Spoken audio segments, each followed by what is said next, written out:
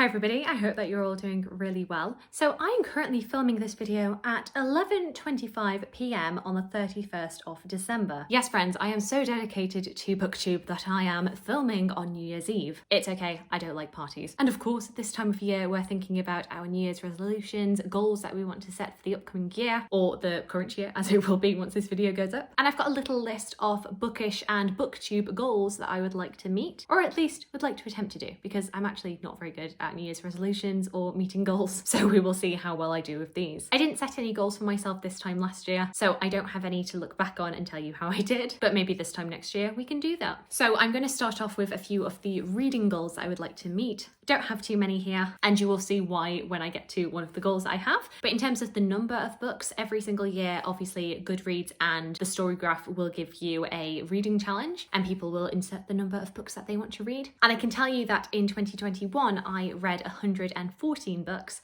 I actually felt like I wasn't reading much this year, and clearly that is not the case, especially considering that I have a full-time job now and have other things going on. The fact that I only read 6 less books than last year is actually pretty good going. Even though I did read 111 books, I'm only going to set my challenge for 30 books, at least initially. That is the number I set myself every year. It's the number that I originally set myself back in 2014 when I made it my resolution to get back into reading. Basically in 2013, I realised that I'd only read 11 books, so I hadn't even been able to crack one a month. So I initially set myself the goal of 30, thinking that was going to be a really big challenge. And actually I ended up reading almost 80 books in 2014. 2015, I read a little less, I read 50. 2016, I read 40 books. And then it slowly started to creep up. In 2017, I read 57. In 2018, I actually hit 100 books for the first time, and I read 105 books. 2019, I read 130. That's the best year so far. 2020, I read 120. And then this year, as I said, I read 114. So I'm definitely capable of reading 100 books or more, but I don't want to put that as my challenge straight away. I don't want to stress myself out. I'm just going to set it at 30 and see how we go. As long as I'm reading more than I was in 2013, I am happy. My major reading goal for this year is to really get my TBR down. I feel like I'm mentioning this all the time, and it's something I kept on saying at the beginning of my YouTube channel, is that I like to keep a small TBR, but unfortunately, because of the fact that, you know, things have started to open up a lot more this year, because of the fact that I've moved down to a place where I am literally like a 10-minute walk away from books at any given time. There are so many charity shops near my house, and there's also at the town centre, there is the high street near where I work that has Adult Books and multiple charity shops.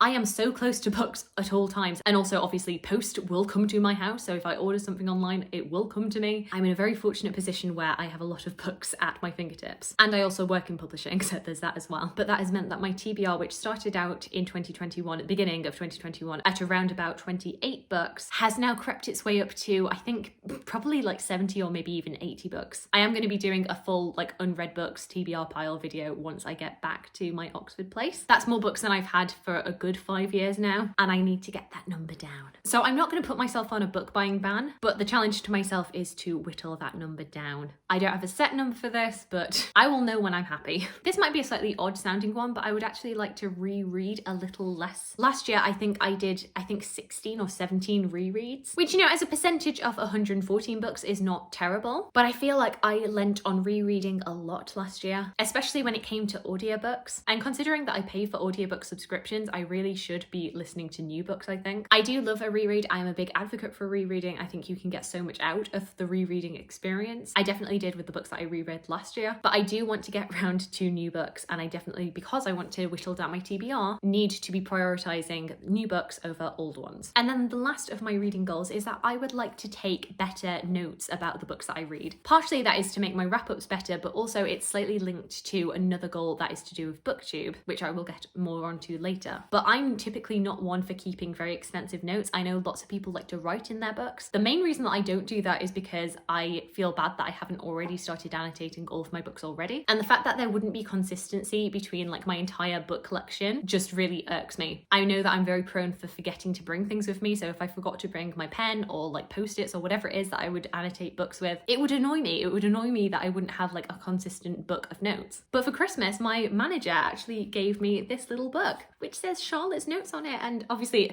I think it's because we work in publishing that it was a bookish one, but I thought this would go really, really well for writing little notes about the books that I read. It's a very thin little notebook, so hopefully I won't forget it, and it will be quite portable to bring along with me. I just have to hold myself accountable and actually remember to write notes about the books. So thank you for this. Hopefully I actually make use of it. And now on to the BookTube goals that I have. I know everybody likes to talk about like a subscriber count goal. For me, the number of subscribers that I have isn't, you know, like an essential thing. It's not something that I'm completely like het up about. My current subscriber count just stand at 1.9k subscribers, and it would be absolutely fantastic if I could get to 2. That might happen in the next few months, or I might not. I suppose like 2.5k would be quite nice to hit by the end of 2022, but like I say, I'm not stressing about it. As long as I've got a nice community of people to talk to, I am very, very happy. Something that I definitely want to get better at this year is commenting, both commenting on other people's videos, but also replying to comments on my videos. I was really good at this at the beginning of my channel, and I think just probably because I have gotten very busy with work, I'm replying to people less and less. I think actually what ends up happening is that I will see comments come into my videos right at the beginning of when they've just been posted, and I will feel really awkward answering people straight away. And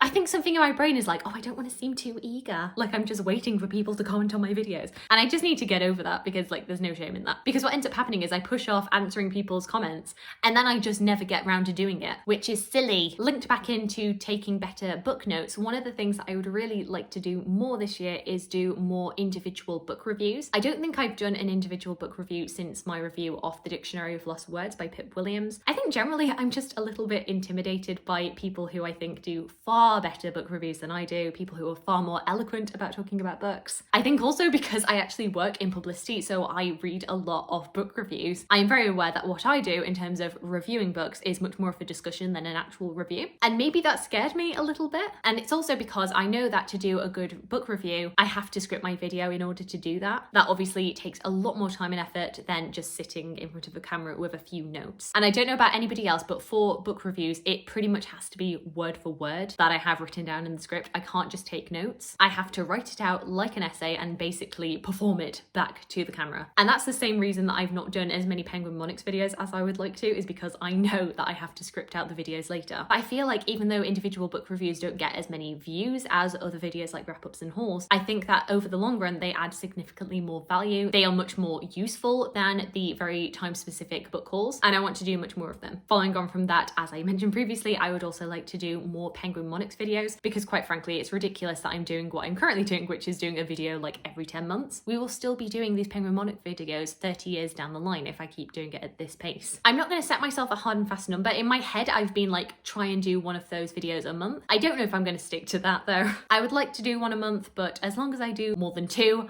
I will be happy. Because I want to get my TBR down, another thing that I'm thinking about is doing slightly more regular haul videos, purely to keep a record and keep account of my book buying, and just to be a little bit more accountable. I do enjoy doing book haul videos. I do find them fun to watch and fun to film, but I've been kind of loose about actually doing them regularly. I think when I first came down to Oxford and I was doing a lot of buying in one go, I was doing hauls more regularly then. But I feel like when I'm buying like a couple of books here, a couple of books there, it's easy to just not keep a record of that. And I think the rule that I'm going to set myself is that for every like 10 to 12 books that I haul, regardless of when I hauled them, then I have to do a haul video and show you, and just kind of shame myself of, look at all the books that I've bought, even though I'm meant to be getting my TBR down. I think I'm just going to keep like a 1-note record every time I buy a book, just add it to that list. Once we get to about 10 or 12, I have to do a video. And then finally, my last video goal is one that isn't a very tangible goal. It's not really a numbers-based one. It is just generally, I want to make more videos of value. That is the note that I've given myself. I guess this is kind of linked into doing my Penguin Monarchs videos, to doing my individual book reviews. I want to do videos that are actually helpful and useful. Even though I did really enjoy my Vlogmas videos, I feel like sometimes I can lean on doing like more vloggy content just to have a video up. And you know, that's good and fun, but is it something that people are actually going to come back to? Is it something that is really of value, or is it just kind of there to be filler? I don't know. I don't know where I stand on that. I'm always in the mind of, I want to make videos that I would want to watch and that I find fun to film, fun to edit, etc. Even though I don't find editing all that fun.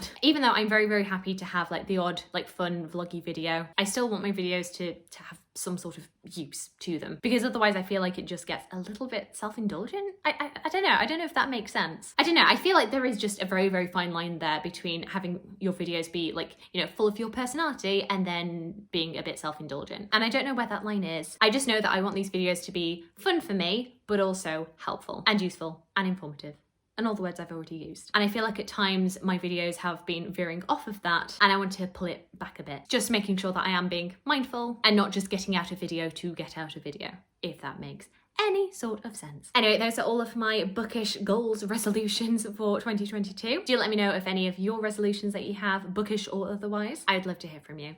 I hope you're having a fantastic, fantastic day, and I look forward to talking to you again soon. Thanks.